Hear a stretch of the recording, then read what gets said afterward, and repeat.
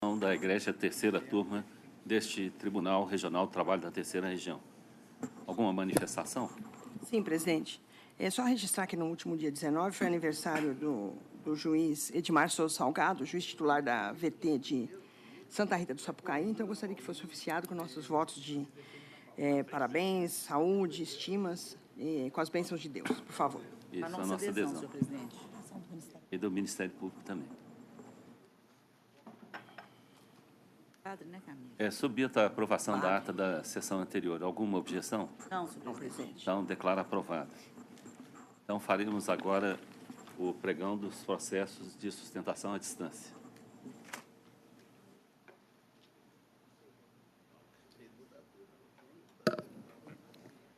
Primeiro processo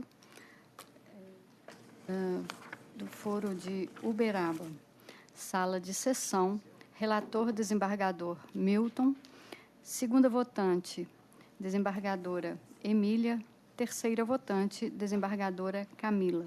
Processo 53 da pauta RO 11.529/90/2016.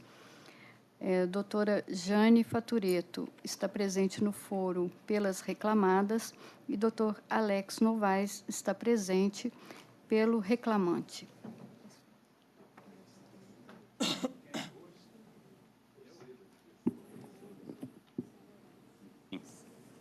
Bom, eu pedi vista e apresento uma nova conclusão de voto. Conheço o recurso ordinário interposto pelo reclamante e o recurso adesivo interposto pelas reclamadas. No mérito, nego provimento ao recurso adesivo das reclamadas, dou provimento parcial ao recurso do reclamante para excluir da condenação a multa por litigância de má-fé e para excluir da condenação a indenização por danos materiais, julgando improcedente a reconvenção, e inverto os ônus da sucumbência, majorando o valor das custas processuais para R$ 5.701,84, calculada sobre o valor de R$ 285.092,11, atribuída à reconvenção.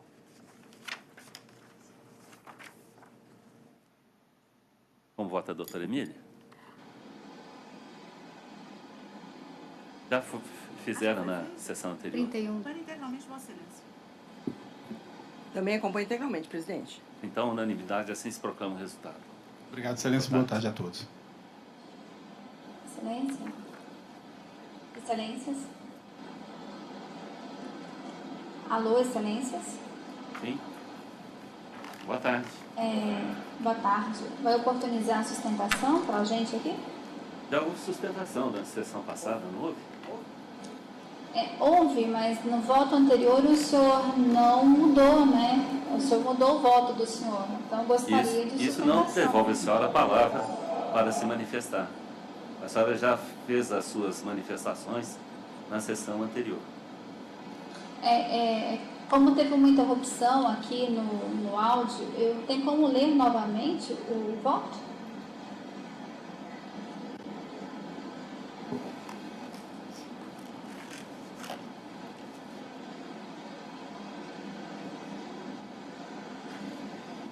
Conheço o recurso ordinário interposto pelo reclamante, o recurso adesivo interposto pelas reclamadas. No mérito, nego provimento ao recurso adesivo das reclamadas. Dou provimento parcial ao recurso do reclamante para excluir da condenação a multa por litigância de má-fé e para excluir da condenação a indenização por danos materiais, julgando improcedente a reconvenção, invertendo os ônus da sucumbência e majorando o valor das custas processuais para R$ 5.701,84, calculada sob o valor de R$ 285.092,11, atribuída à reconvenção. É o que sairá publicado no Diário Oficial, doutora. Uma boa tarde. Grata, Excelência. Boa tarde. Processo seguinte. Na mesma sala de sessão, processo número 18 da pauta, RO 10.346/44/2015. Há uma inscrição para sustentação oral à distância no Foro de Uberlândia.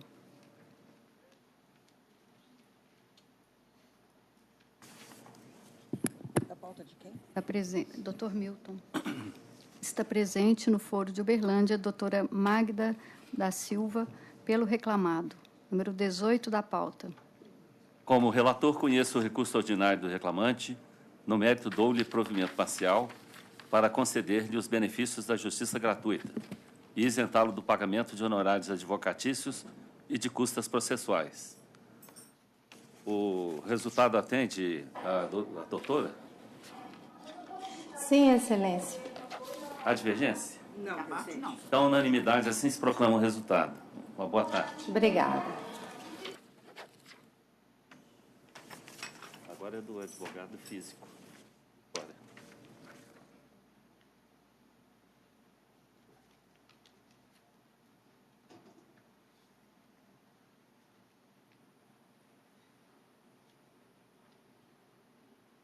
Chama esse eletrônico para fechar o link. O advogado está presente. Sala de sessão, relator, desembargador Milton. Segundo votante, desembargadora Emília. Terceira votante, desembargadora Camila. Preferência regimental, advogado fora da região metropolitana. Número 45 da pauta, RO 11.191/57/2015. Está presente o Dr. Walter Lima Júnior, pelo reclamado recorrente. 45, RO 11.191/57.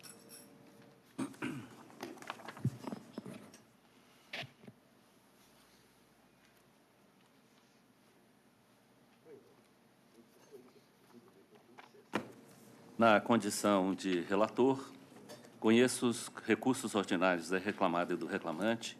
No mérito, dou provimento parcial ao recurso da reclamada para excluir da condenação os reflexos das diferenças salariais em sábados, bem como para extirpar a aplicação do divisor 200, e também dou provimento ao recurso do reclamante para determinar a utilização do IPCA-E como fator de correção monetária dos débitos trabalhistas reconhecidos, mantendo o valor da condenação por compatível.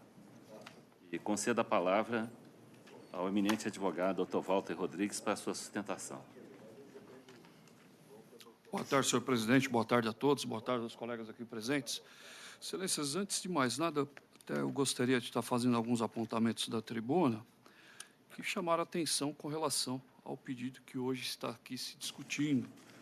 E até porque, né, a sentença partiu, né, da premissa de que houve até uma confissão, que a segmentação da carteira de atendimento da reclamante e com os demais modelos não havia uma diferenciação significativa, né? Disse até que seria irrelevante a questão dos faturamentos serem, né, mesmo que segmentados, né, e com margens diferenciadas, não teriam a importância até para afastar o pedido de equiparação, inclusive em cadeia. Então, excelências, eu estou aqui humildemente pedindo se há a possibilidade do doutor relator rever a proposta de voto, porque farei alguns apontamentos. A reclamante em depoimento disse que não trabalhou na agência dos modelos. Inclusive, em seu depoimento, disse aqui que não sabendo informar nem data de missão, desligamento das referidas pessoas, paradigmas, né? Em outro momento, diz, não sabendo nem a quantidade de carteira de clientes, segmentos. Isso está em seu depoimento. E uma coisa, excelência, que chama a atenção é aqui, é até um pouco, com todo respeito, um pouco gritante, que ela diz aqui, em um dado momento, que não trabalhava com FINAB, BNDES e FINIMP. E que no banco há vários segmentos de pessoas físicas e jurídicas, e se houver pessoas jurídicas na sua respectiva carteira, que elas fazem a gestão, aí tem os referidos pedidos e que trabalharia. Aqui coloca como trabalhava, mas anteriormente acabou de dizer que nem conhece o produto, que desconhece e que nunca trabalhou. Aí, excelências, com todo respeito, entendemos que não houve uma confissão do preposto, porque ele faz a distinção daqui daqueles que eram originários do antigo Unibanco e que foram absorvidos e logo na sequência disso se desligam, fala a respeito da senhora Patrícia Firmino, dizendo aqui que ela era também originária do Unibanco, né, na área de empresas, e quando passa para o Itaú, começa a se ativar com pessoa física apenas. Então, excelências, e no final do seu depoimento, inclusive, diz também que a reclamante, ao passar para o segmento Uniclass, que é pessoa física, há a diferenciação, que é a margem, justamente, de faturamento do respectivo cliente, de R$4.000 a R$10.000. Acima disso, teríamos que ir, né, o cliente ele vai automaticamente para o segmento Personalité.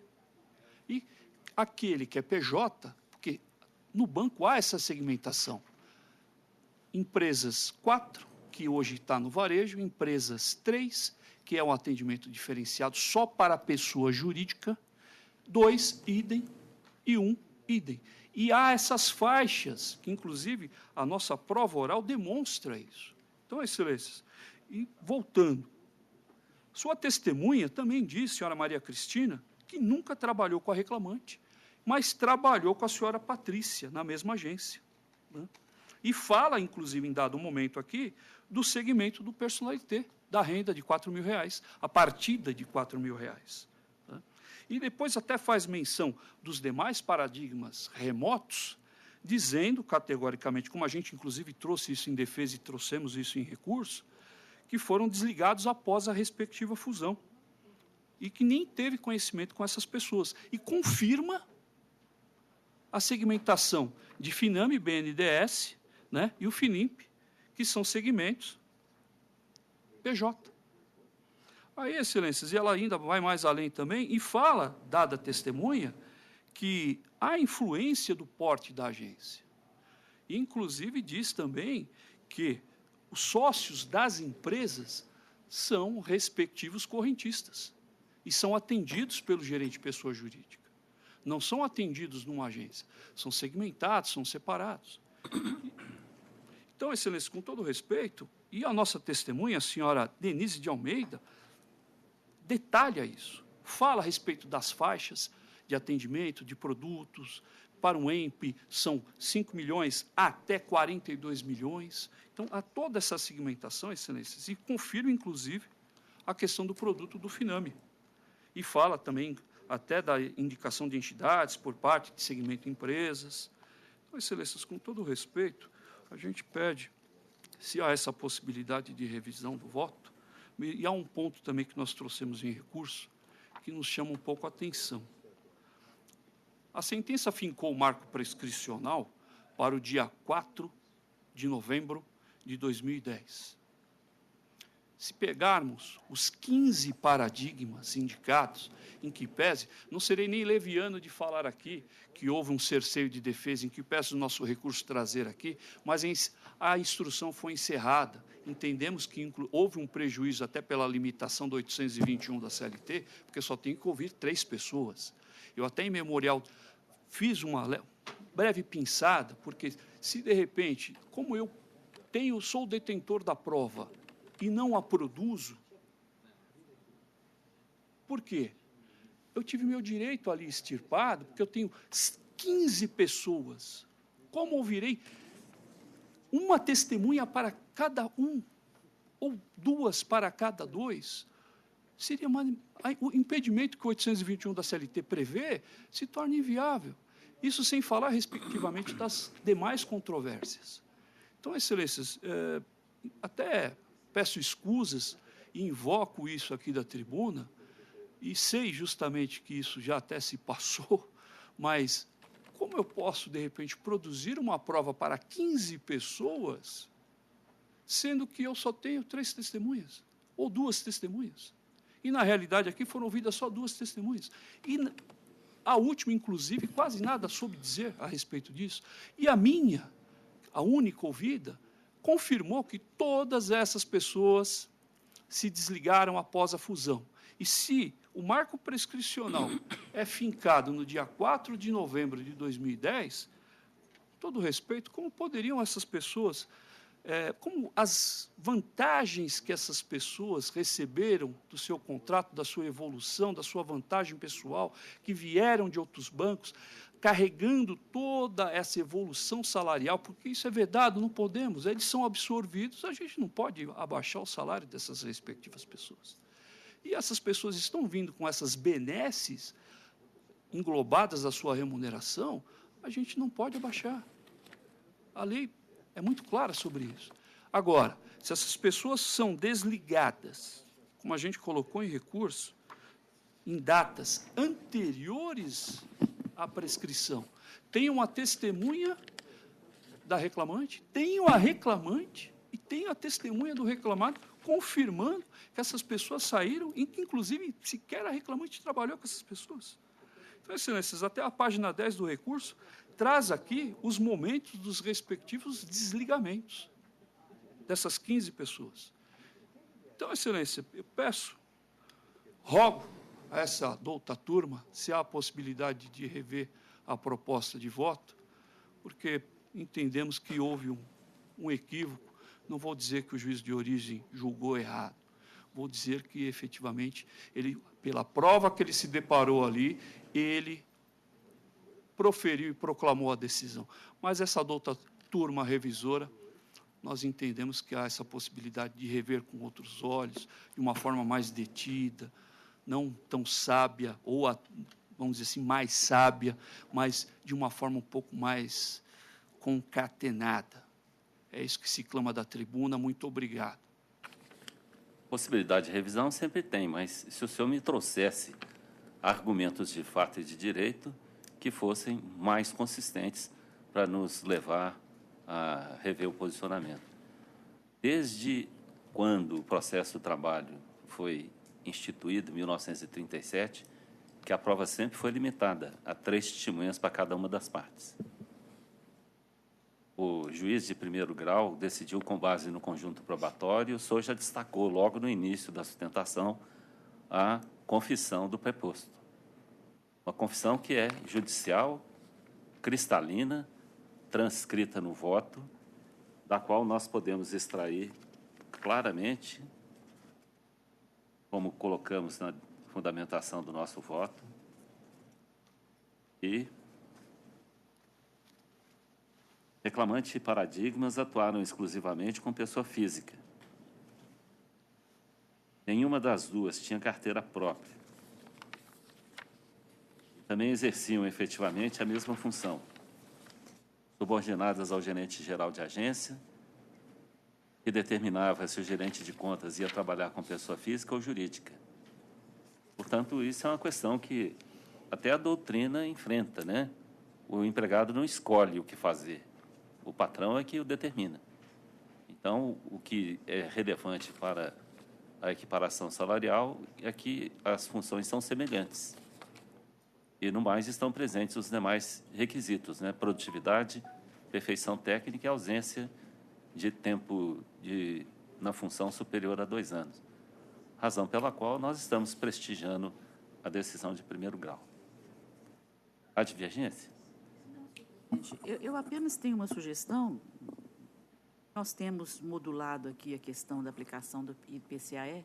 Como aqui no caso a prescrição remonta a 2010, eu estaria sugerindo a Vossa Excelência que lançasse aí que o IPCA é aplicável após 25/3/2015, apenas para evitar, talvez, embargos declaratórios em relação a essa limitação. Mas, no mais... 5/10 de 2015. 25/3/2015. Então, acato a sugestão. Eu, no mais, acompanho integralmente Vossa Excelência. Doutora Camila? Também acompanho integralmente, presidente. Então, assim se decide a unanimidade. Uma boa tarde. Muito obrigado, senhor presidente. Obrigado a todos. Um bom trabalho e uma boa tarde.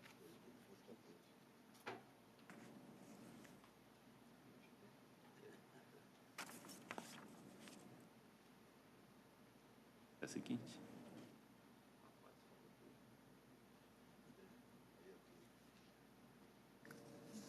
Há uma preferência, advogado fora da região metropolitana, advogado de Brasília, no julgamento de uns embargos físicos. Relatora, desembargadora Camila. Segundo votante, desembargador Bozon. Terceiro votante, juiz convocado Vitor. Então, embargos declaratórios 3.312, 2012, 031. preferência para assistir. Como vota a doutora Camila? Conheço os embargos de declaração opostos e, no mérito, nego-lhes provimento. Alguma divergência? Não, senhor. Então, assim se proclama o resultado da unanimidade. Uma boa tarde.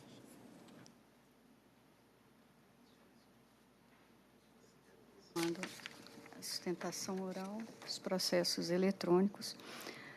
Sala de sessão, relatora desembargadora Emília, segunda votante desembargadora Camila, terceiro votante desembargador Bozon. 16 da pauta, RO 11.117, 75/2016. Está presente Dr. Eduardo Vicente Amorim, pela reclamante recorrida. 16, RO 11.117, 75. Como vota a doutora Emília? Senhor presidente, eu estou conhecendo do recurso e, no mérito, dou-lhe parcial provimento para excluir da condenação o pagamento de indenização por danos morais. Portanto, eu estou reduzindo o valor da condenação para 70 mil, com custas processuais de 1.400, podendo o reclamado requisitar o excesso recolhido após o trânsito em julgado dessa decisão, nos termos da Instrução Normativa 20/2002 do Convênio TST. É como voto. Concedo ao eminente advogado, doutor Eduardo Amorim, a palavra para a sua sustentação. Senhor presidente, demais componentes dessa grande turma, senhora procuradora, senhores funcionários, prezados colegas. O único ponto, se não houver divergência, seria com relação à indenização pelo dano moral. O que aconteceu? A reclamante recorrida, no caso, ela tinha uma carteira de clientes e essa carteira, num determinado tempo, foi transferida definitivamente para uma outra gerente. E ela ficou tolhida de manter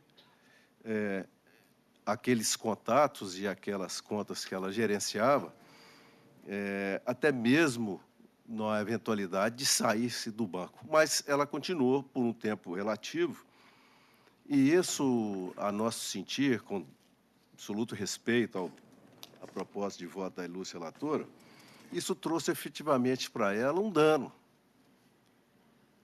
Ela vive e vivia ao tempo do banco trabalhando com clientes que eram gerenciados por ela. Ela fazia venda, aplicações e demais serviços bancários para aqueles clientes. A partir do momento que o banco tirou dela esta função, que era contumaz, nós entendemos, e o juízo de piso entendeu na nossa mesma ótica, de que teria havido um dano à moral, à imagem dela como gerente. Então, nesse ponto, espera que, mais uma vez, respeitando a proposta da ilustre relatora, para que seja mantida a respeitada decisão também nesse ponto. O que se espera, presidente? Doutora Emília? Senhor presidente, o que faltou esclarecer é o fato de que a reclamante entrou em licença maternidade. E, durante a licença maternidade, o reclamado efetuou realmente a transferência da carteira de clientes da autora a uma outra gerente, no período em que ela esteve afastada. Eu entendi que isso não constitui um ato ilícito. O empregado ele não tem direito adquirido sobre a carteira de clientes, né?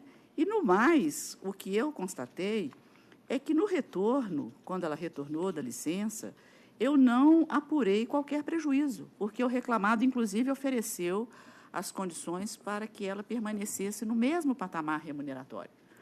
E, diante disso, eu não entendi evidente nenhum ato ilícito praticado pelo empregador. Por isso é que eu estou excluindo a indenização. Como vota a doutora Camila? Integralmente de acordo. O Bozon? Não há dano moral nem em tese. A carteira da Tavena não era dela.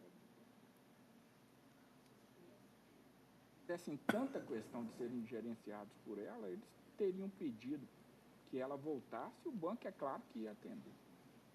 Parece que nenhum reclamou disso. Nem em tese. Poderia ter havido dano material, mas isso nem foi.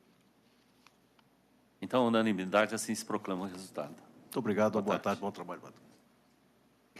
11, RO 11.003, 93/2017. Está presente o Dr. Luiz Gustavo da Luz, pela reclamante recorrente, número 11, RO 11.003, 93.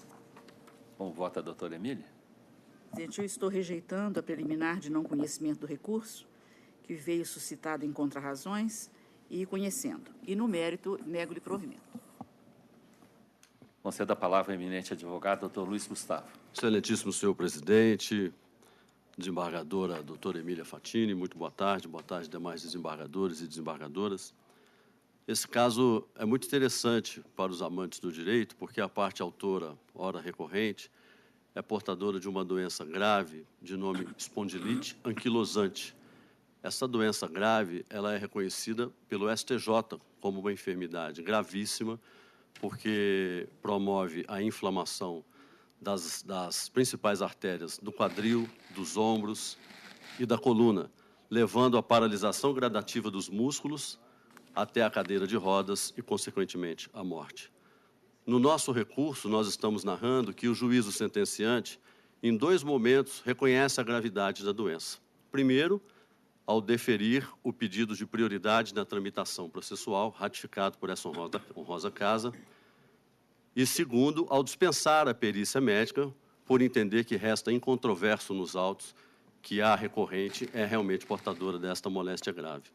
No entanto, no mérito, ele nega o pedido de reintegração ao cargo, sob o argumento de que não houve uma violação à súmula 443, como aduzido pela hora apelante, por se tratar a súmula 443 de uma presunção relativa, onde caberia à parte empregadora provar que a dispensa não foi discriminatória. E, com todo o respeito pelo atento juiz de primeiro grau, a sentença se baseia no depoimento de uma das 4 testemunhas, que, em juízo, disse ao nobre magistrado que ouviu dizer que aquela dispensa teria sido motivada por uma suposta reestruturação do quadro de funcionários. Impede enfatizar aqui que a hora recorrente estava há 1 mês de completar 20 anos de empresa. A ré sabia da doença da recorrente, tanto é que ela fazia o seu tratamento na própria empresa da hora recorrida. E, no entanto, nessas quase 2 décadas de pacto laboral, nunca a recorrente foi chamada para que pudesse lhe dar a oportunidade, uma advertência verbal: sua produtividade está caindo, você já não atende mais aos nossos anseios, nós vamos te remanejar. Em nenhum momento isso foi levado em consideração. Então, ao nosso ver, essa é uma sentença que viola, além da súmula 443 do colendo TST, que é uma súmula de 2012, e nós pensamos diferente da tese abordada pela recorrida, que sugere que a súmula 443 diz respeito apenas aos portadores do vírus HIV. Ela foi assim, mas como disse há pouco, ela é de 2012, e ao longo dessa caminhada, a súmula veio abraçando outras doenças igualmente graves, como câncer, cardiopatia, e, faz pouco tempo, a esclerose múltipla, que, aliás, é da mesma família da doença da hora recorrente. Então, nós entendemos que houve, sim, uma violação à súmula 443 do TST. Houve mais no nosso entendimento. Existe a súmula 443 não fala de pacto de lapso temporal para que a pessoa possa ser demitida. Ela considera como discriminatória a dispensa de um funcionário portador de uma doença grave, salvo se a empresa não provar que aquela doença foi por justo motivo. Ninguém aqui é ingênuo para imaginar, excelências, que uma empresa vai chegar para o empregado e vai falar: estou te demitindo porque você tem uma doença grave. Óbvio que a parte empregadora vai buscar meios para não confrontar o entendimento das cortes superiores que aqui cito, como o TST, o STJ e, por fim, e no nosso entendimento, essa sentença é inconstitucional porque viola flagrantemente, primeiro, o princípio da função social da empresa, que está no artigo 197 da Constituição, e, segundo, o internacionalmente conhecido princípio da dignidade da pessoa humana, previsto no artigo 1º, inciso 3 da nossa Carta Magna. Porque essa pessoa, ao ser dispensada do seu trabalho, ela perdeu a principal fonte de renda da família. Ela não está nunca em capacidade de igualdade de competir com os outros 4 funcionários que também foram dispensados, mas que não têm a doença grave. E o desafio que eu trago a essa casa, pedindo desde já para que seja revisto o posicionamento dessa honrosa corte, é o seguinte: por que será que a esclerose, que a espondilite anquilosante ainda não está acobertada, digamos assim, não está contemplada na súmula 443 do TST? Há várias possibilidades. Primeiro, felizmente, essa é uma doença que acomete muito poucos brasileiros. Acho que 0,5%, talvez menos que isso. E segundo, talvez as outras empresas onde há funcionários igualmente sofrendo com o mesmo problema, essas empresas tratem melhor, com um pouco mais de dignidade, esses cidadãos que são acometidos dessa doença. Verdade dos fatos, e aí eu invoco mais uma vez a violação ao princípio da dignidade da pessoa humana, é que essa obreira hora recorrente hoje vive com o que lhe resta do seu 13º salário, do seu FGTS, perdão. Ela não consegue se recolocar no mercado de trabalho porque ela não tem forças mais. Ela perdeu a capacidade laborativa. E é por isso que a gente está aqui pedindo para que o voto seja revisto como forma da mais lídima justiça. Muito obrigado. Deus nos abençoe. Doutora Emília? Presidente, com todo respeito ao caso, porque realmente o doutor colocou bem a situação, o magistrado de primeiro grau entendeu dispensável a perícia, porque não há controvérsia com relação ao quadro clínico apresentado pela reclamante. Ela realmente é portadora da doença citada. Mas eu não encontrei aqui elementos que pudessem dispensar a ela um tratamento diferenciado. Primeiro, porque foi constatado que esse estudo para uma readaptação do quadro de enfermeiros na rede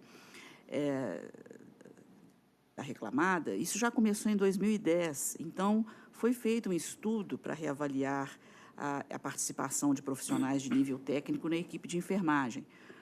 E mesmo até da implantação, no mesmo ano, do tal projeto piloto na unidade de Brasília.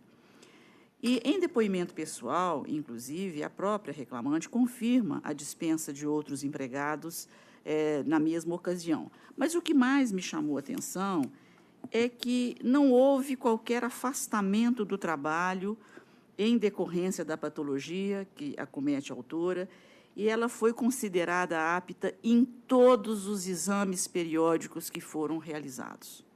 Então, data máxima vênia, e mesmo, eu cito aqui no meu voto, inclusive, a interpretação da súmula 443 do TST, eu não vislumbrei elementos que pudessem trazer a ela esse tratamento diferenciado.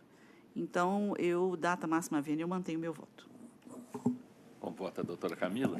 Eu também, elogiando a brilhante sustentação oral, mas estou concordando integralmente com o voto da relatora. O Bozon? A súmula 443 fala assim, doença grave que suscite estigma e preconceito.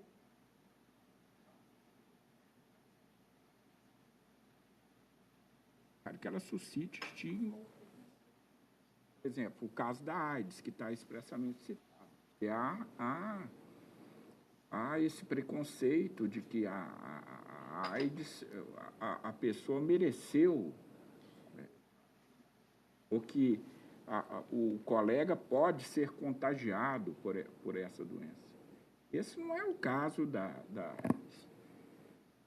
doença da reclamante. Então, não se estabelece uma presunção, que é a presunção prevista no 443, de que a dispensa tenha decorrido dessa doença.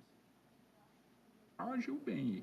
Ela que teria que provar que foi dispensada em razão da doença e não o contrário. Então, acompanha a relatora. Então, a unanimidade, assim se proclama o resultado. Obrigado, excelência. Boa tarde. Processo seguinte. 26, RO 11.644, 95/2017. Presente, doutor Bruno de Oliveira, pelo reclamante recorrente. 26, RO 11.644. Como vota a doutora Emília?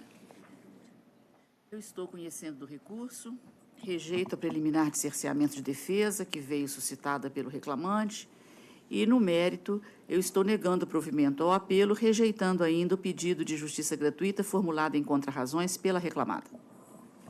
Concedo a palavra ao eminente advogado, doutor Bruno de Oliveira. Excelentíssimos desembargadores, boa tarde. Representante do Ministério Público, boa tarde.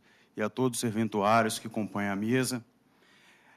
Eu gostaria, em primeiro ponto, de manifestar a respeito da preliminar suscitada pelo reclamante.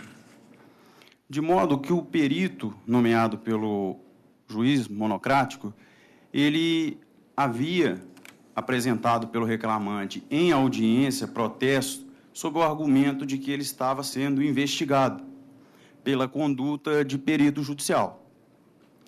Inclusive, nós juntamos um pedido da doutora desembargadora Juliana Vignoli Cordeiro, num julgado dessa casa, pedindo ao Ministério Público Federal que apurasse a conduta do perito em outros processos, inclusive no processo que estava pautado naquele julgamento.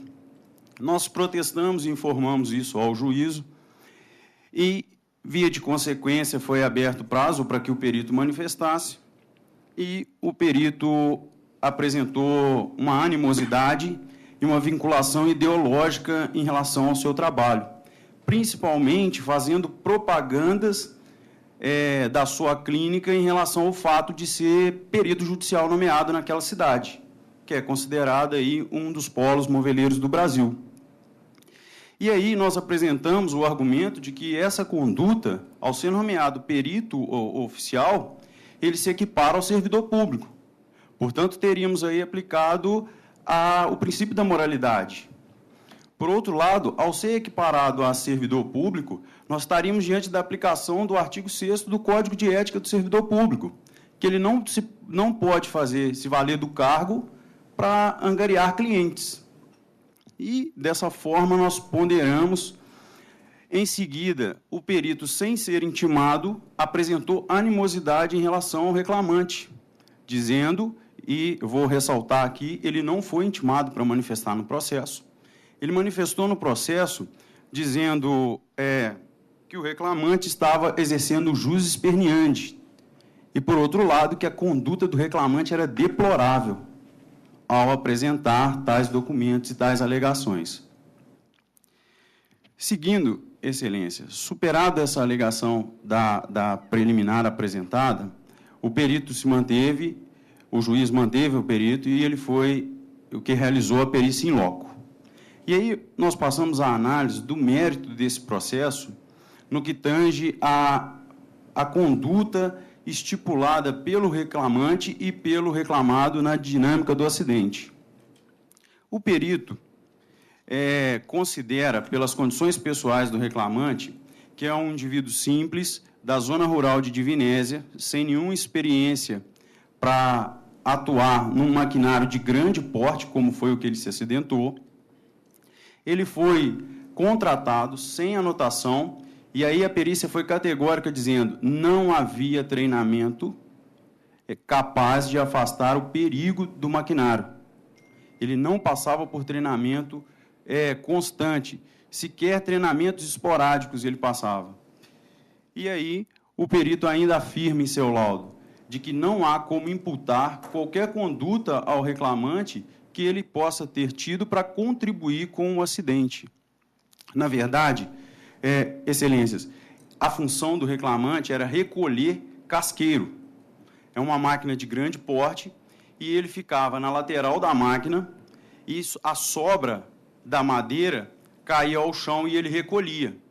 Quando uma dessas sobras de madeira travou a máquina, ele se aproximou e retirou um casqueiro. E aí foi quando ele perdeu a sua mão. Houve uma amputação completa de uma das mãos.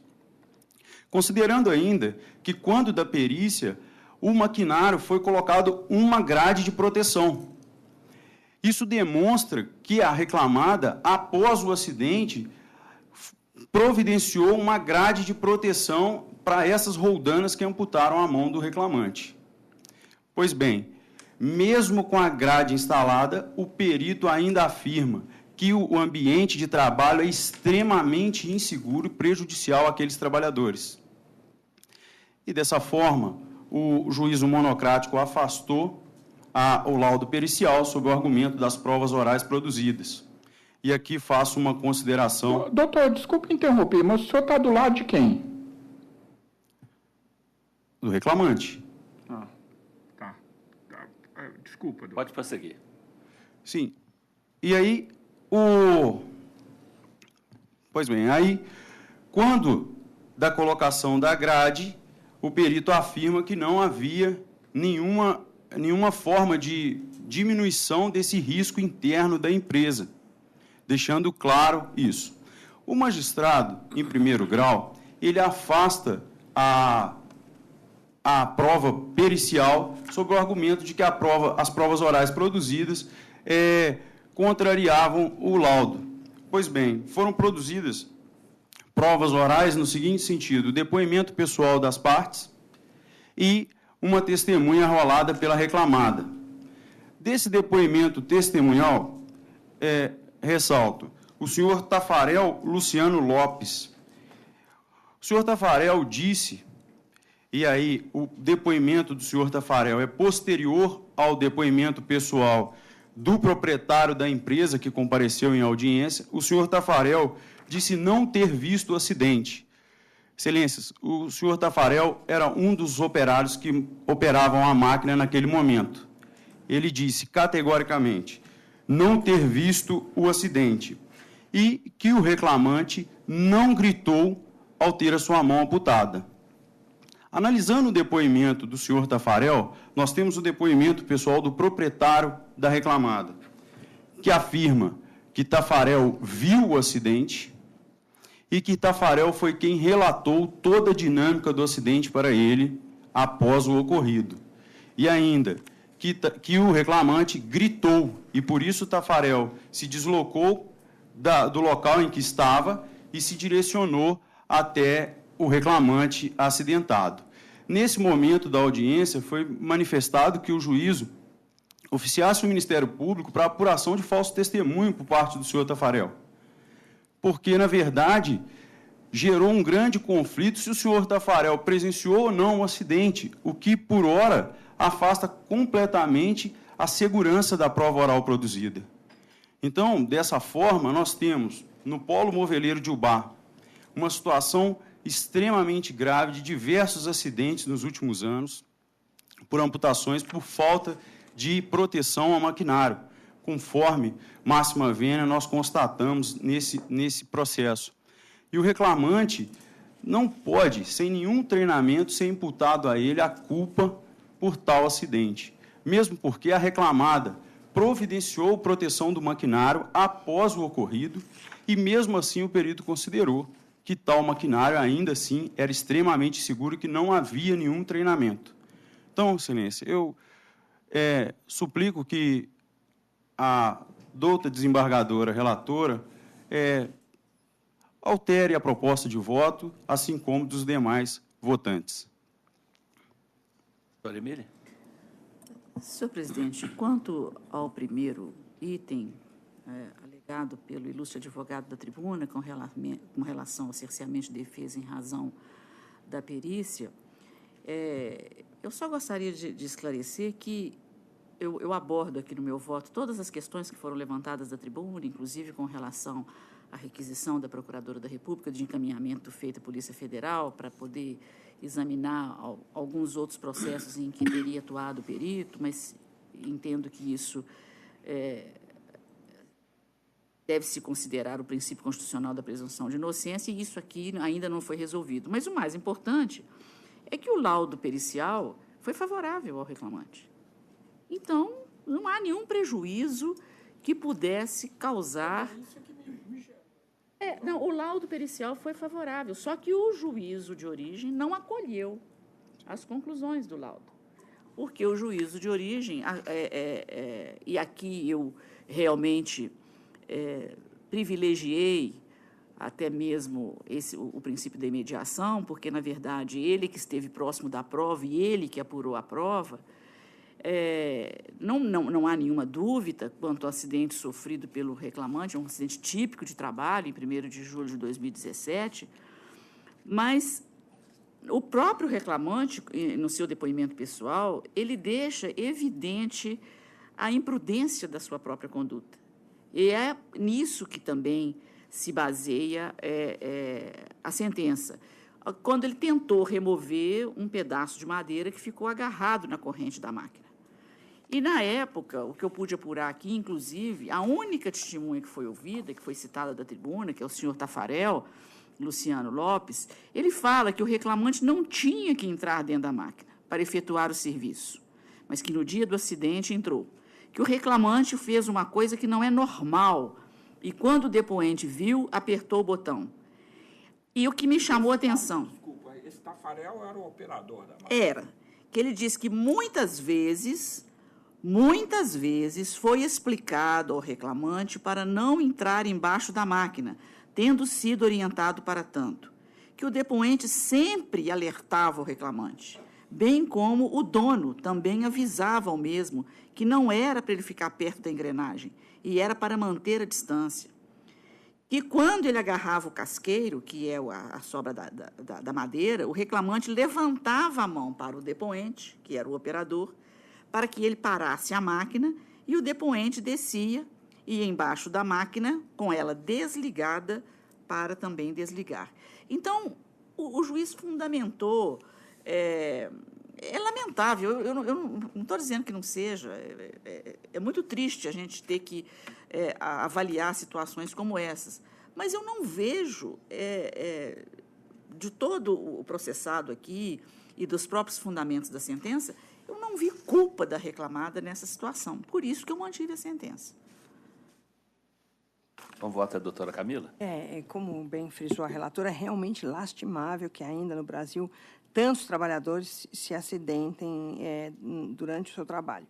Mas a desembargadora relatora analisou muito bem no voto e eu acompanho integralmente. Doutor Bolzon? Eu acho que o caso é de culpa exclusiva da... Também não pode prever situações assim inesperadas, práticas inesperadas do trabalho. O trabalho vai lá e põe a mão na máquina, dentro da corrente da máquina, com ela em movimento. Como é que vai se impedir isso? Já está vendo, eu também acompanho a relatora. Então, a unanimidade, assim se proclama o resultado. Muito obrigado, boa tarde. Sala de sessão, relatora, desembargadora Camila. Segundo votante, desembargador Bozon. Terceiro votante, juiz convocado Vitor. Número 27, RO 11.318, 50/2015. Está presente Dr. Júlio César Bahia, pela reclamada recorrente. 27, RO 11.318. Como vota a doutora Camila? Eu estou acolhendo em parte a divergência lançada pelo desembargador Bolzon no tocante ao valor dos honorários periciais.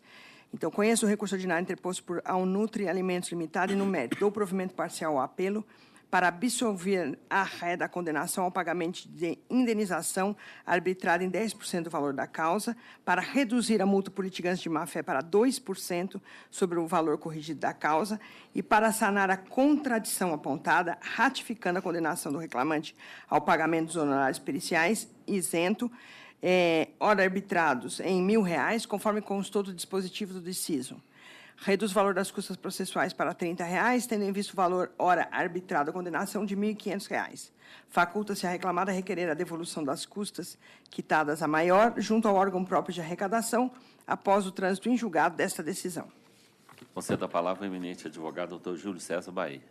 Excelentíssimo senhor presidente, na pessoa de quem cumprimento todos os demais componentes da egrégia turma, a questão da proposta de voto da eminente relatora reduziu drasticamente já a condenação que foi imposta em primeiro grau, mas ainda persiste a condenação por litigância de má-fé, que teve como único fundamento constar na contestação um tópico referente à prescrição. Um tópico, diga-se de passagem, erroneamente colacionado, né, como já reconhecido nas próprias razões de recurso. No entanto, isso, a nosso ver, não gera automaticamente, como ao sentir da decisão de primeiro grau, uma multa por litigância de má-fé. Foi esclarecido que, obviamente, na nossa atividade cotidiana, de todos nós, não só advogados, mas também dos magistrados, utilizarmos, né, felizmente ou infelizmente, alguns modelos, e dessa decisão reconhecemos que equivocadamente constou somente o pleito de reconhecimento da prescrição, que não existia pelo tempo elaborado pelo trabalhador. No entanto, ratifica-se daqui da tribuna que não houve em nenhum momento a intenção de deduzir uma pretensão manifestamente infundada, muito pelo contrário, né? Colacionou-se ao próprio recurso ordinário situação análoga em que foi julgado, não se reconheceu, né, melhor dizendo, a litigância, justamente por essa ausência de dolo, de intenção. E mais, né, ironicamente, na própria decisão, possivelmente também por uma utilização de modelo, na parte da fundamentação, a hora reclamada foi condenada ao pagamento de honorários periciais. Ora, estamos todos sujeitos a erro, e por isso estou aqui da tribuna, num singelo caso como esse, reconhecendo e pedindo data máxima vênia para que seja extirpada da condenação a multa por litigância de má-fé. Assim como este patrão e seus colegas podem errar, o magistrado de primeiro grau também errou na decisão e não está sendo apenado por isso. É o que se requer da tribuna, portanto, em procedência total dos pedidos. Obrigado. Doutora Camila? Relatora, é isso mesmo? Foi só essa arguição de prescrição? Foi. Foi a arguição da prescrição. E a reclamante foi contratada em 2011. Por isso que eu estou reduzindo e estava tirando a indenização. Mas eu agora já está tirando sua divergência? Eu já estou querendo tirar tudo. O doutor tem razão. Esse negócio de Ctrl-C, Ctrl-V não é o ideal, mas falar que isso é litigância de má-fé, eu acho meio pesado. Eu já estou a favor de retirar tudo. Eu não voto nesse processo, não, mas antes arguir do que deixar de arguir. Exatamente. Bom advogado faz isso. Exatamente. Meu tio faz isso, ele não quer nem saber, ele argue sempre.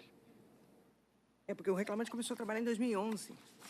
Não tinha prescrição, ele foi mandado embora em 2015. Esses grandes escritórios, infelizmente, estão entregando as defesas para estagiário montar, né? Aí o estagiário não vê que não tem prescrição. Então, eu não me oponho. Se o doutor Vitor concordar, eu retiro. Isso, ótimo. Então, é do provimento total, ó, apelo para absolver a ré da condenação ao pagamento da indenização arbitrada e da multa por litigância de má-fé. Isso. A grande questão é a seguinte, né? Há um intuito de se lesar a outra parte, a justiça, há um dolos malos, é que a gente deve punir com mais rigor, né? Outro tipo de arguição que passa dentro do razoável, eu estou acompanhando também. Então tá. Então, unanimidade, assim se proclama o resultado. Obrigado. Foi dado o provimento total. Processo seguinte. Número 34, RO 11.628, 61/2017. Está presente doutora Alice Pereira, pelo reclamante recorrente. 34, RO 11.628, 61.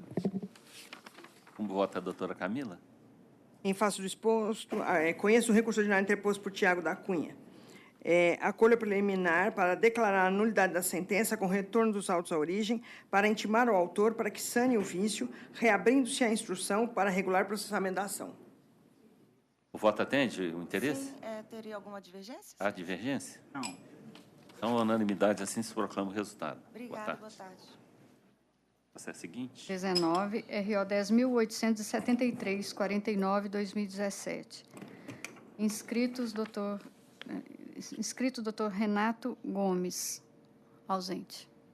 Há divergência? É o 10.873? Isso. Tem. Divergência, doutor Bolzon. Porque a empresa, agora ela está dizendo que foi um erro. Ela deu um aviso prévio maior ao empregado. Isso. Então, eu entendo que, data vênia, esse aviso prévio integra o contrato de trabalho e interfere na prescrição. Então, ele tinha direito ao aviso prévio de 33 dias. Ela deu de 36. Que quis, né? Então, é só saber. Vamos contar a prescrição de quando? Não, eu não mexia na sentença. Eu negava provimento. Eu acolho. Mas a grande questão é que a prescrição é matéria de ordem pública, né? Então, a projeção do aviso prévio ela se projeta por uma ficção jurídica e não para alterar uma disposição constitucional. Então, eu acho que, no caso aqui, não entrando na pertinência do tempo que ela consagrou de aviso prévio, não há de se alterar o tanto que a prescrição vai atingir. Mas Vossa Excelência está acompanhando a divergência do Dr. Bozon ou o voto? Não, eu estou acompanhando o seu voto. Ah, é? Então... Por maioria se proclama o resultado vencido o eminente desembargador Bozon, na questão da prescrição. É tudo, presidente. Eu negava o provimento. Processo seguinte. 21, RO 10.985, 76/2015. Está presente doutora Elisene dos Passos, pela reclamada recorrente. 21, RO 10.98576. Como vota a doutora Camila? Primeiro, eu acuso o recebimento de memorial por parte da TBI. Conheço o recurso ordinário interposto pela reclamada.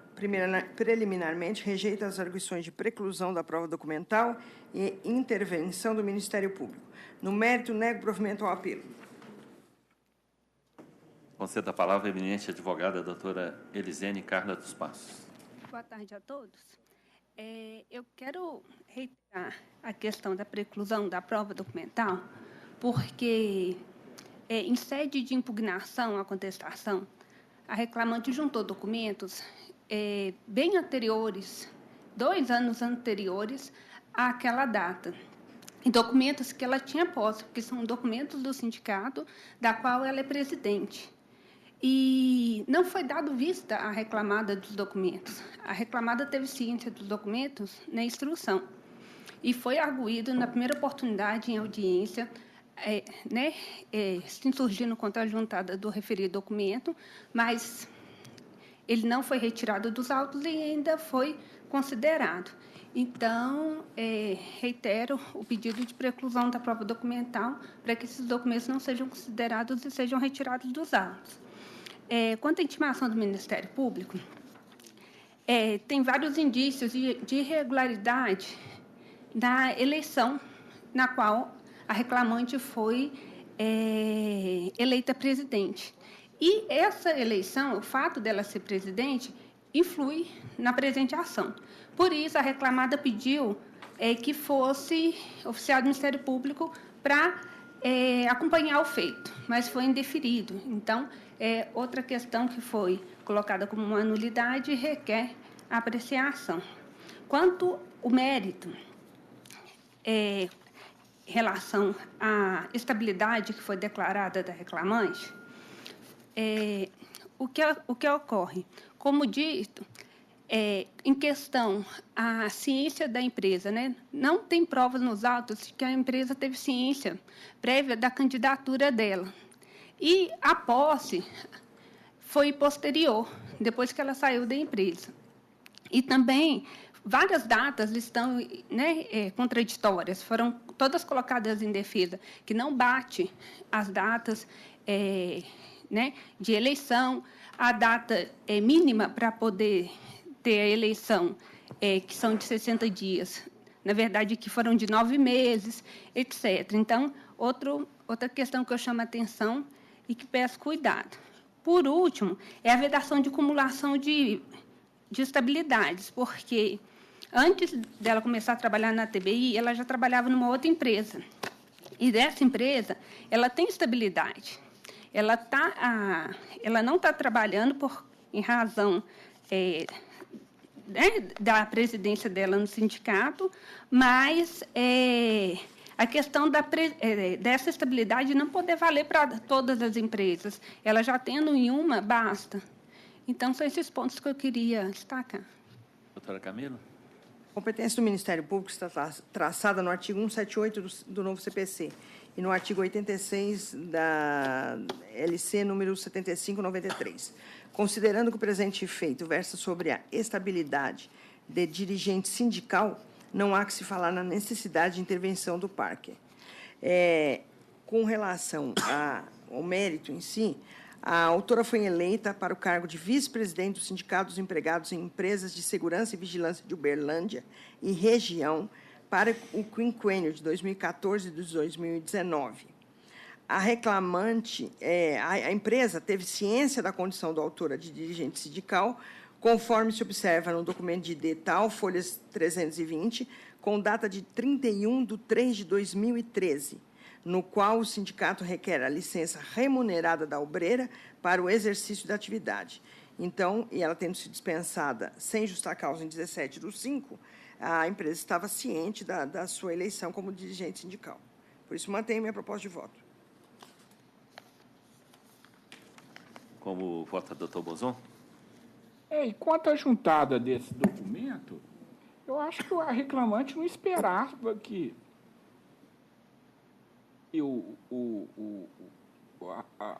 a defesa negasse a condição dela de dirigente sindical, já que havia um documento entregue à empresa do sindicato comunicando essa eleição.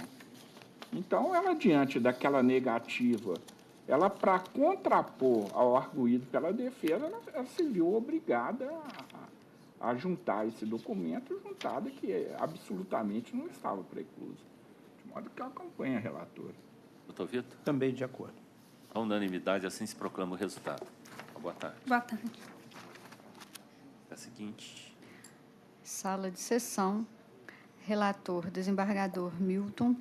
Segunda votante, desembargadora Emília. Terceira votante, desembargadora Camila.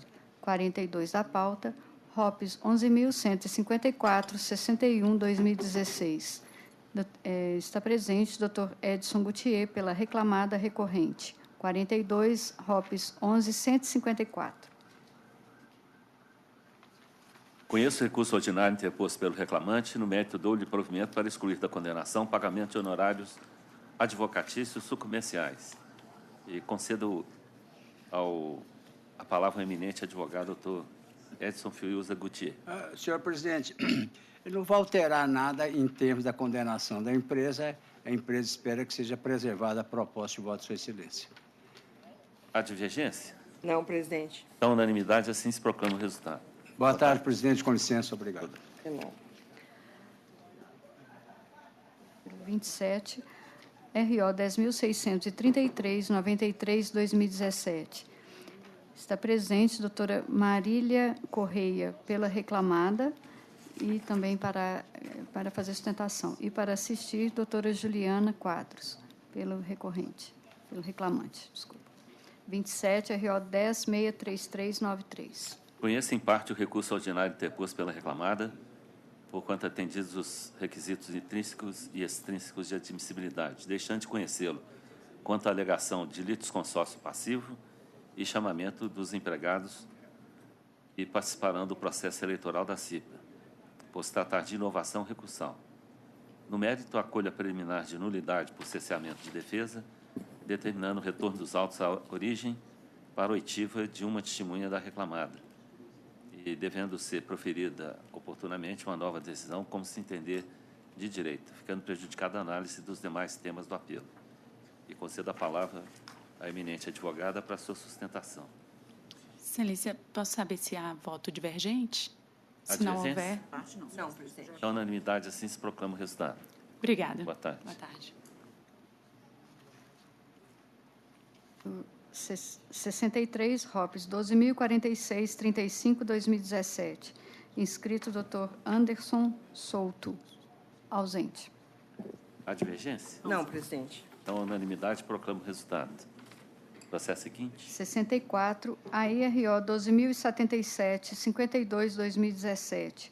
Presente, Dr. Elbert de Almeida, pelo agravante reclamante. 64, AIRO 12.077.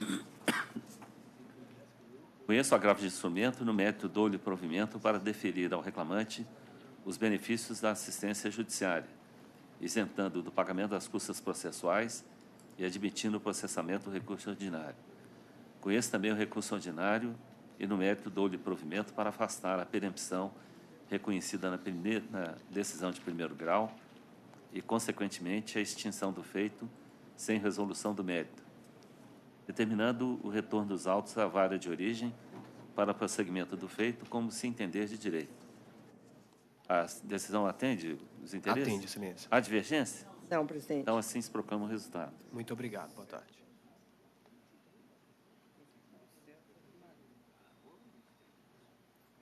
Processo seguinte. 5, RO 10.005/84/2017. Está presente doutora Pamela Carolina Ferreira, pela reclamada recorrente. 5, RO 10.005/84.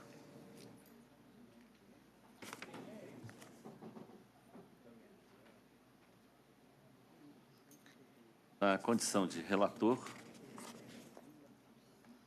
conheço em parte o recurso ordinário interposto pela reclamada, porquanto atendidos os requisitos intrínsecos e extrínsecos de admissibilidade, dele não conhecendo na parte em que se insurge contra a expedição de ofício ao Ministério Público para apuração de suposto crime de falso testemunho de Tiago Afonso de Castro e de Wender Marcos Borges, tanto em preliminar quanto em razões de mérito, por se tratar de defesa de mérito de terceiros, sem que a reclamada tenha procuração para tanto, ou legitimidade.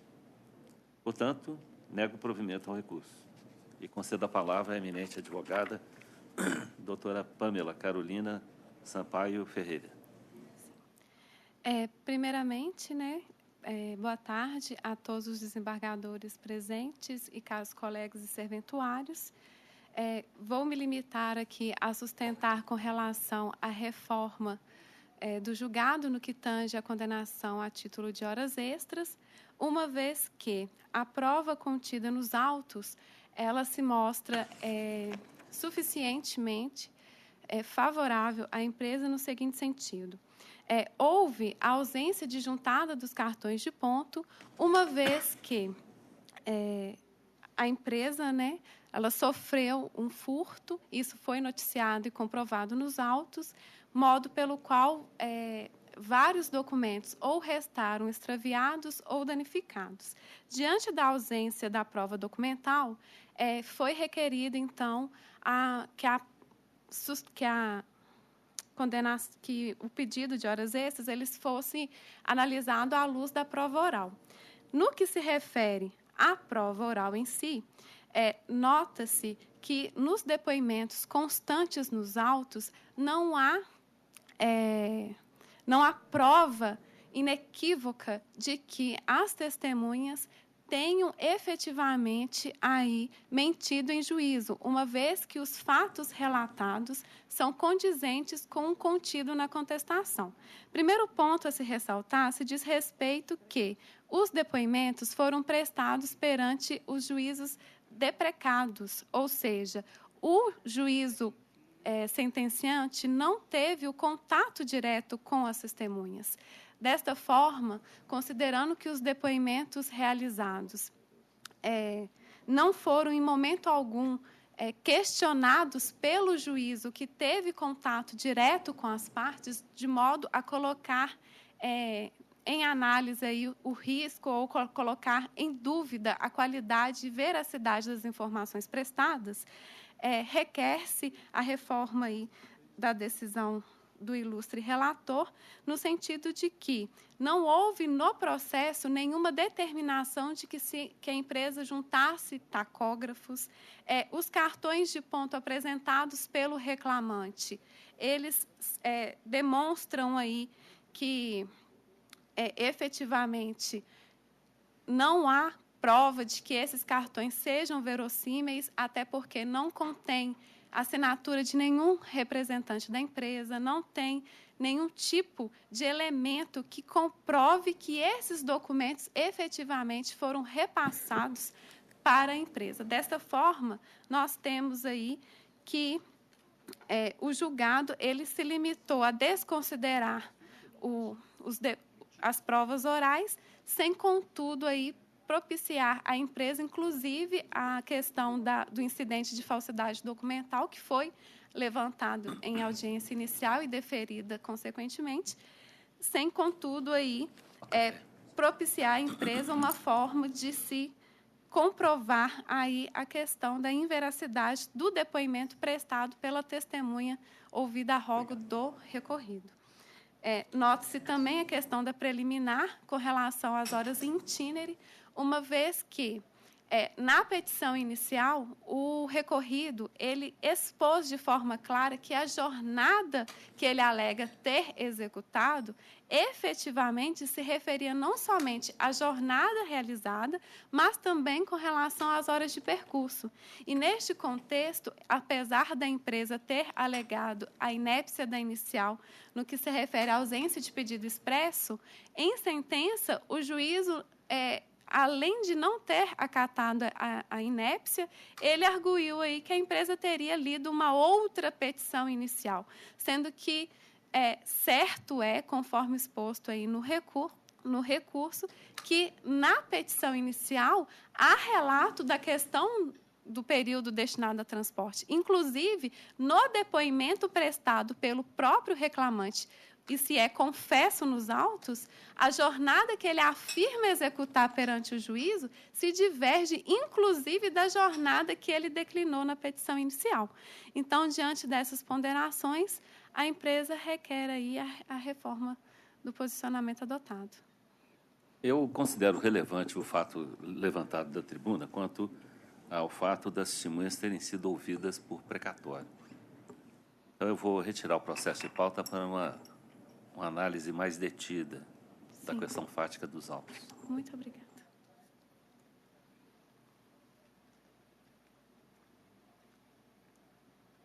É a seguinte. 35 RO 10.855, 96, 2017. Está presente, doutor Humberto Fonseca, pelo reclamante recorrente. 35 RO 10.855.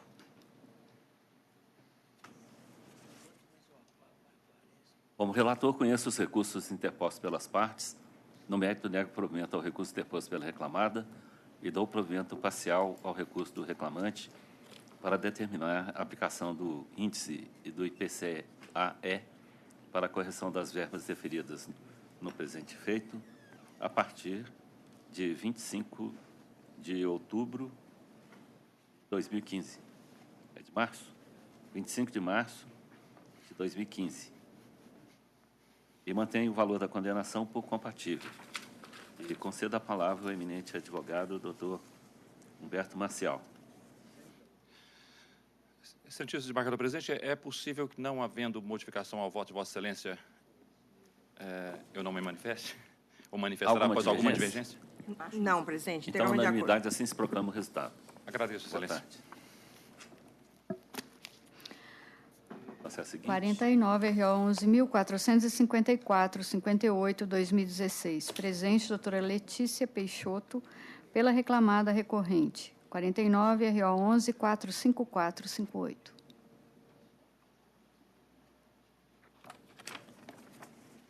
Conheço os recursos interpostos pelas partes no mérito nego desprovimento e concedo a palavra à eminente advogada doutora Letícia Peixoto. Primeiramente, um bom dia, uma boa tarde aos senhores desembargadores, aos colegas aqui presentes. Bom, Excelência, a minha defesa é justamente no sentido de abordar um pouco a questão dos feriados, porque, como se comprova dos contra-cheques, todos foram pagos. E, na jornada 12 por 36, o valor relativo ao dia de feriado, ele já é pago no salário, sendo que a dobra, sim, é paga em discriminado no contra-cheque, e não o valor considerado na totalidade do feriado, porque senão seria um pagamento em triplo. Pagaria-se o dia efetivamente trabalhado na jornada 12 por 36, assim como o dobro dele e mais um dia de feriado, ou seja, seria um pagamento em triplo. Então, eu peço à vênia do ilustre desembargador de rever o voto nesse sentido.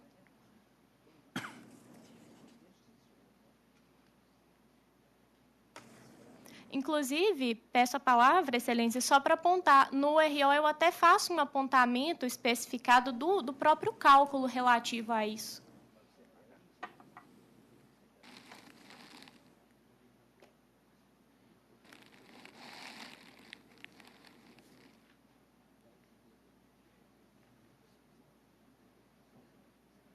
Bom, eu mantenho a decisão de primeiro grau que aplica o entendimento da súmula 146, que determina a remuneração em dobro.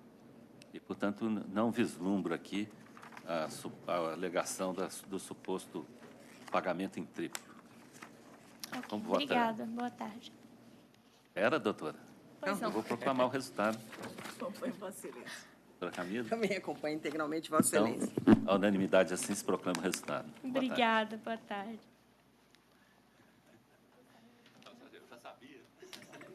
2, RO 11.489, 38, 2016. Está presente o doutor Fernando César Teixeira, pelo reclamante recorrente. 52, RO 11.489. Conheço o recurso ordinário interposto pelo reclamado e o recurso adesivo do reclamante. No mérito, nego o provimento ao recurso adesivo do reclamante, dou provimento parcial ao recurso do reclamado para excluir da condenação o pagamento das diferenças salariais decorrentes de desvio de função, no importe de R$ 600 mensais, por todo o período imprescrito e seus reflexos, e reduz o valor da condenação para R$ 65.000, com custas no importe de R$ 1.300 pelo reclamado.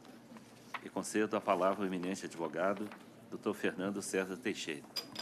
Excelentíssimo senhor desembargador, pessoa na qual peço licença a cumprimentar todos desta egrégia turma. Excelência, mais uma vez estamos aqui diante daqueles processos em face do Banco Itaú. E essa matéria é, por demais, já conhecida aqui, já julgada, tem alguns entendimentos firmados. Então, pedindo vênia a Vossa Excelência, a propositura de voto, nós pedimos para que os demais não o acompanhem, no sentido de dar provimento ao recurso do banco nessas diferenças horas concedidas em primeira instância. E só reiterando, né, as contrarrazões e também a questão do recurso adesivo, pede o provimento para o reclamante, especialmente nas gratificações semestral e também, especialmente nessa questão da dispensa, à época, né, que o reclamante pede a motivação da dispensa, porque ele era oriundo do BENJ, uma matéria também já bastante controversa, então, mas com relação à gratificação semestral é que a insistência é maior. Assim é o que se pede.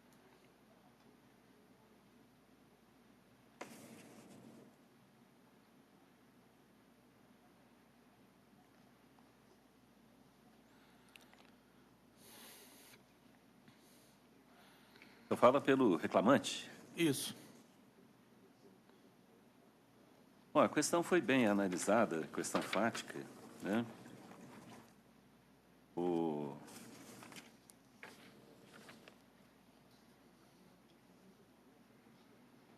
A gratificação sempre foi assegurada pelo regulamento do reclamado, que é a fonte da obrigação, e não por lei. Portanto, a supressão ocorreu em 2000, e é um fato único do empregador, e, portanto, o juiz aplicou com adequação à súmula 294 para declarar prescrita a oportunidade de reclamar essa parcela. No tocante à motivação da dispensa, o reclamante veio transferido do BENJ. E a questão da motivação da dispensa, no caso de uma empresa privada, não se aplica o disposto do artigo 37, caput da Constituição Federal.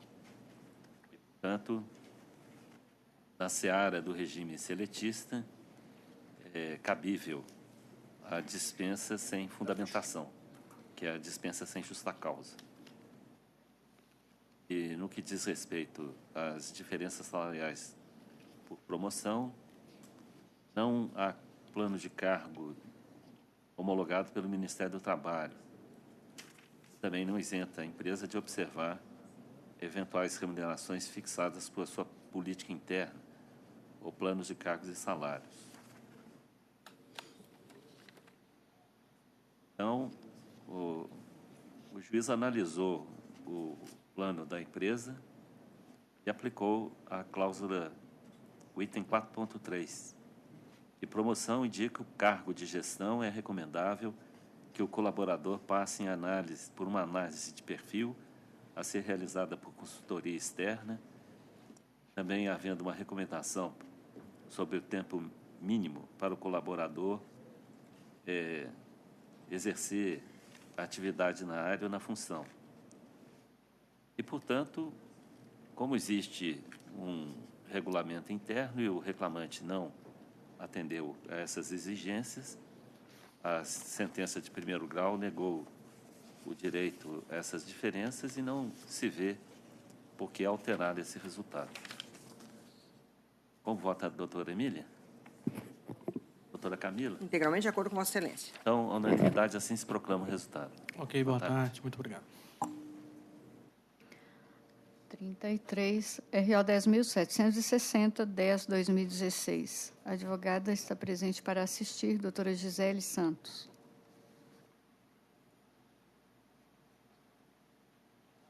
Só para assistir. Conheço o recurso ordinário interposto pela reclamada e o recurso ordinário adesivo interposto pela reclamante.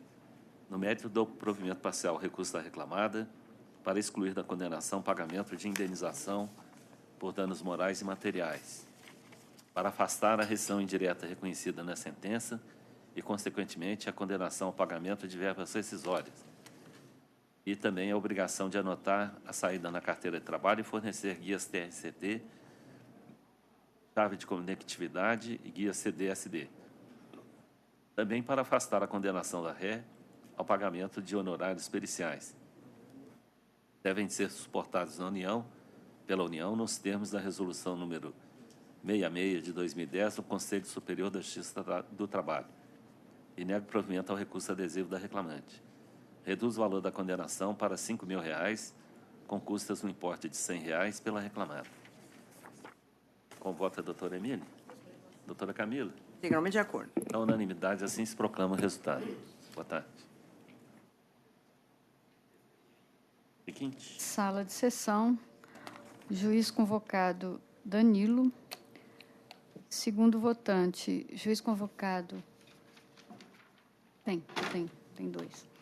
Juiz convocado Vitor, terceira votante, desembargadora Emília. Número 5 da pauta, RO 10.295, 24/2015. Está presente Dr. Marcos Oliveira, pela reclamada recorrida. 5, RO 10.295, 24. Como vota, doutor Danilo? Senhor presidente, aqui o recurso da reclamada B-Local, são 3 recursos, mas eu estou conhecendo de todos os recursos. A colha preliminar arguída pela segunda reclamada para declarar a nulidade da sentença, determinando o retorno dos autos à origem, a fim de que se manifeste a origem, acerca da controvérsia existente em relação à extensão temporal da responsabilidade subsidiária declarada. É a proposta, senhor presidente. A decisão atende no recorrente? Senhor presidente, eu aguardaria eventual voto divergente. Tem voto divergente? De acordo. Então, unanimidade, proclama o resultado. Boa tarde a todos. Um abraço. Número 1 da pauta, RO 472, 61, 2013. Está presente doutor Humberto Fonseca. Vota doutor Danilo. Se ele estava olhando e verificando o recurso, parece que é só do INSS. Eu vou assistir só o julgamento, eu agradeço. Vou assistir só apenas aqui, porque já tinha feito a inscrição. Em homenagem a Vossa Excelência, a inscrição, eu permaneci presente. Com esse recurso, no mérito, nego de provimento, custas pela agravante. Há divergência? Então, unanimidade, assim se proclama o resultado. Obrigado. Boa tarde. Agora... Sim. Isso. Então, vamos continuar no eletrônico, né? Eletrônico. Continuando no eletrônico, a primeira sala de sessão, relatora desembargadora Emília, segunda votante, desembargadora Camila, terceiro votante, desembargador Bozon.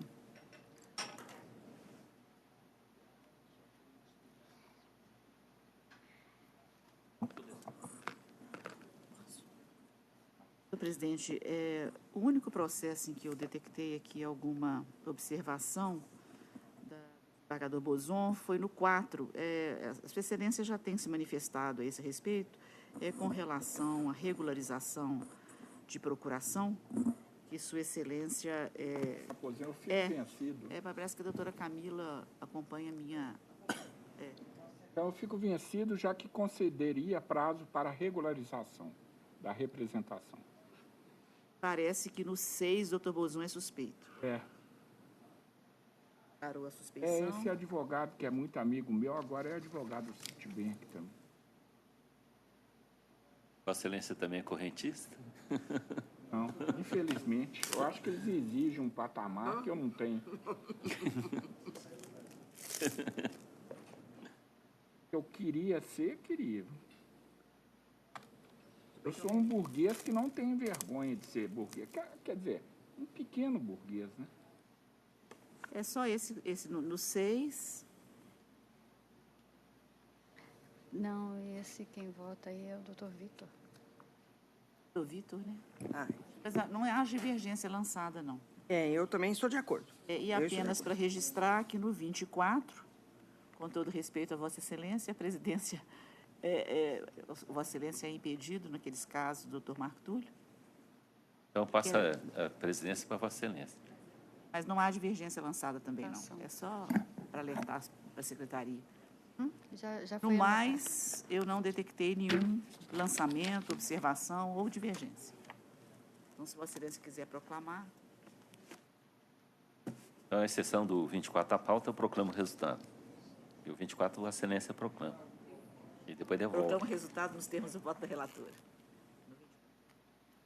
Sala de sessão, relatora desembargadora Camila, segundo votante, desembargador Bozon, terceiro votante, juiz convocado Vitor.